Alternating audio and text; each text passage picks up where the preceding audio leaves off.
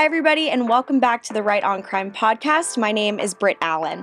ROC is a national campaign of the Texas Public Policy Foundation that supports conservative solutions for reducing crime, restoring victims, reforming offenders, and lowering taxpayer costs.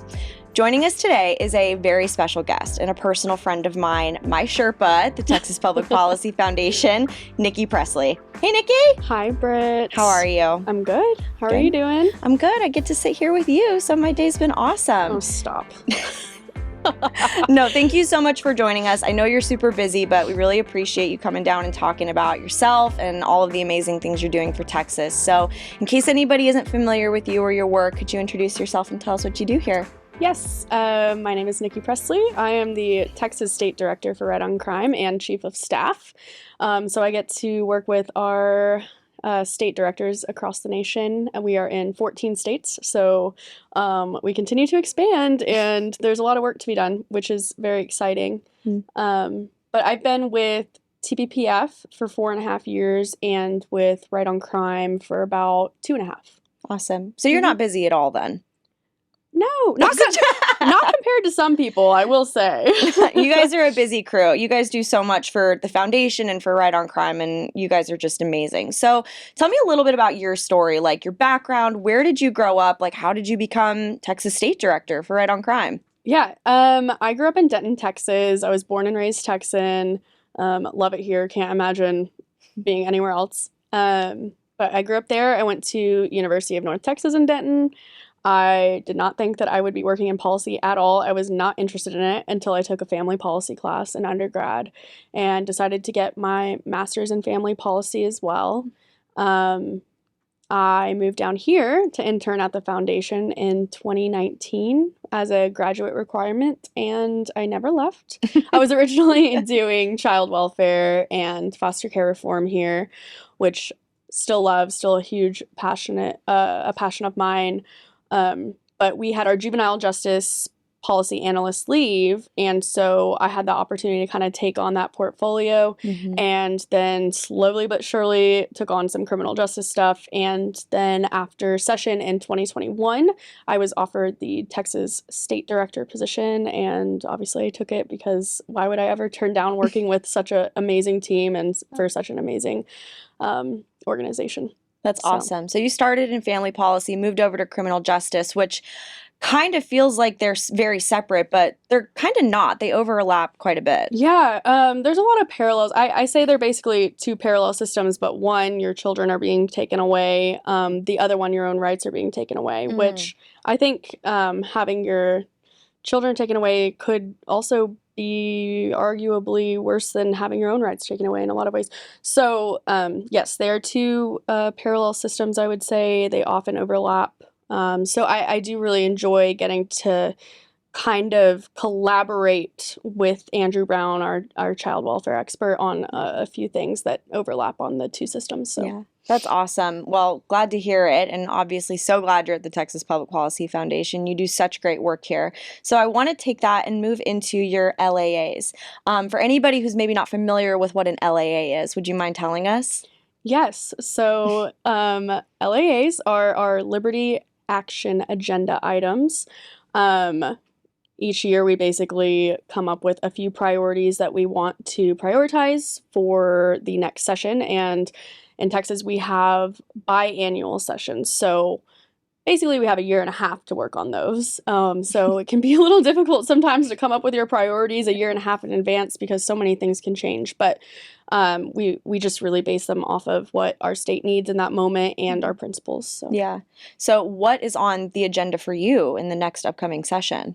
We have a few. I think I have 6 currently. Okay. A lot of them are things that we've been working on in the past, like bail reform. So the constitutional amendment to allow judges to deny bail in serious high-risk cases. One that I'm really excited about is basically ways to promote public safety through improving clearance rates. Okay. Crime clearance rates, which is basically law enforcement closing cases and sending them to prosecutors, which has gained a little bit of traction recently nationally, but I'm really excited about it because I'm diving into it. I'm going to do a big research paper on it over the next few months. So I'm excited to work on that.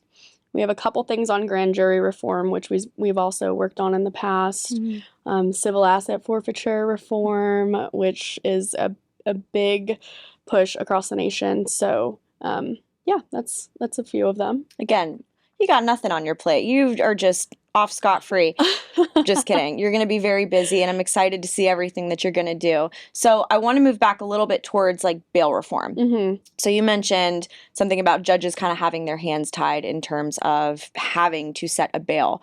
For someone who maybe is watching this and is just not familiar with the criminal justice process and really what that means, can you dive in a little bit more in depth to kind of what judges are forced to do?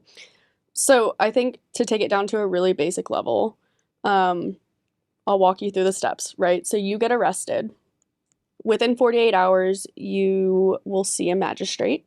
That magistrate will have information on your criminal history and your current crime.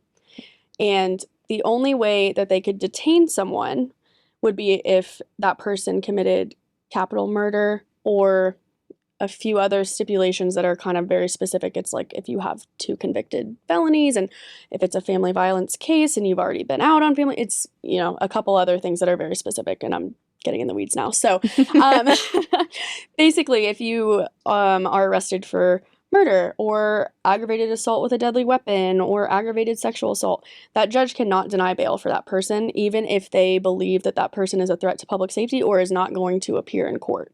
So what they're left doing is having to decide and just set a bail that they think is appropriate for that person, even if they don't think that that bail is going to be sufficient or enough to protect public safety and have them appear in court. So a constitutional amendment would allow judges in those serious high-risk cases to detain that person if they believe by clear and convincing evidence that bail or conditions of release are not sufficient to protect the public and ensure their appearance in court. Wow. So I just want to make sure I understand true, because I'm not in the weeds of criminal justice as much as you guys are. So say, for example, someone is arrested for a rape, which I think we can all agree is an egregious crime. The judge does not have the right to deny that person bail. Correct. So, and let's just say this person is from meager means and wouldn't be able to afford a bail that's set very high to begin with. So that judge has to set a bail and then also consider the fact that that person might not be able to afford a high bail. So that bail would be posted a little bit lower than maybe... Yeah, so there is a consideration of ability to pay. So that also is a consideration that they must keep in mind when setting bail. But I think the major point and the main point of it is that if they really truly think that if this person is released, that they might reoffend or not appear in court, and it's a violent, high-risk crime, they should be able to keep that person detained. Right. Awesome.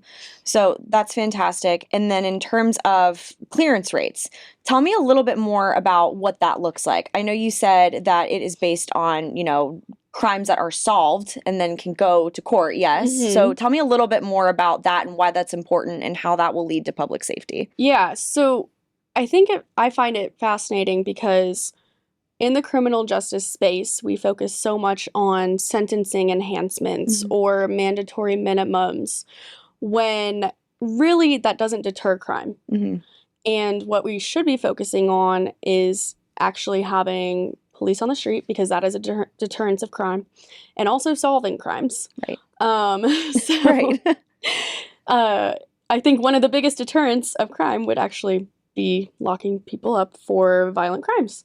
In Texas, we have about 50% of murders actually being cleared, which would mean that someone was arrested or they've identified a person as they would like to arrest, or if there's not sufficient evidence and they have to just dismiss the case. So that's only 50%.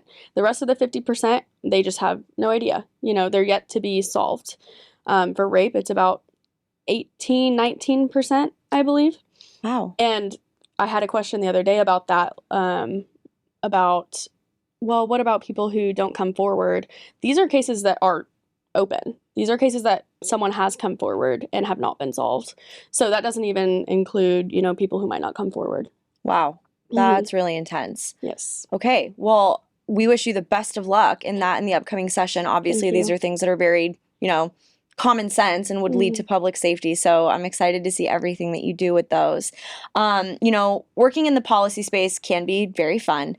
I know it can also be really discouraging, right? When maybe session doesn't go the way we want, or just, the overarching stress.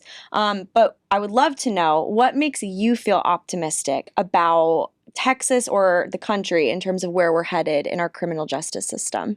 Yeah, I think in Texas, I'm just very thankful that we have the leaders that we do, who are so passionate and very collaborative, open-minded, really, really thoughtful. Not a lot of states hold hearings like we do, where they're sitting there for 24 hours and actually listening to not only the public, but experts. And they allow that to happen, and a lot of states don't. So I really do think that we have some of the most amazing legislators and state leaders in Texas, and I'm just very thankful for them, and that makes me hopeful that they continue to do that and hopefully work together to promote public safety and keep our communities safe. Yeah, 100%. And I would include you as a leader there as well. Like, you really do amazing work every year here at the foundation, and we're very appreciative. So for anybody who this is their first time hearing you talk about your issues and they want to know more and keep up with everything that you're doing, where can people follow you or follow the work? So I, on Twitter, am Nikki Pressley _. Underscore is important. And and then if you want to follow our work, I would say Right on Crime on Twitter. Look at our website. You can always email me, and I will probably give you my phone number to just call me, because email is tough. But yeah, I think that's really the main places that you can find me. Perfect. Well, Nikki, thank you so much for joining us today. Can't wait to have you back on the podcast to talk more about everything that you're doing. So we really appreciate it. Thank you, Britt. We appreciate you. Oh, absolutely. And thank you guys so much for tuning in to the Right on Crime podcast. To reach out to our team or to learn more about these issues, please visit our website at rightoncrime.com. We'll see you next time.